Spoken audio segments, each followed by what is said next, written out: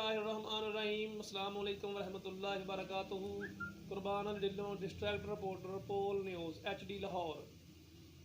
मैं वज़ीर आज़म पाकिस्तान इमरान खान और अपनी पाक फ़ौज को खराज तहसीन पेश करता हूँ, जिन्हों की कोशिश से आज पाकिस्तान में सुपर लीग मैच हो रहे हैं। हमारी हुकूमत और फ़ौज पाकिस्तान ने दुनिया को ये पैगाम दिया है कि हम अमन पसंद माशरे से तल्लक़ रखते हैं, हमारा दहशत गर्दी से कोई तल्लक़ नहीं है।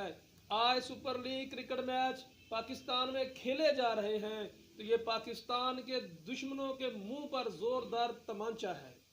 अल्हम्दुलिल्लाह वज़ीर आज़म इमरान खान और फ़ौज पाकिस्तान ने दहशत गर्दी के नसूर को जड़ से ख़त्म कर दिया है। अजीज़ दोस्तों, मैं सलाम पेश करता हूँ वज़ीर आज़म इमरान खान को और हमारी दुआएं उनके साथ हैं। अल्लाह पाक हमारे मुल्क पाकिस्तान को ता क़यामत सलामत आबाद रखे, शाद रखे। पोल न्यूज़ जिंदाबाद, पाकिस्तान पाइंदाबाद।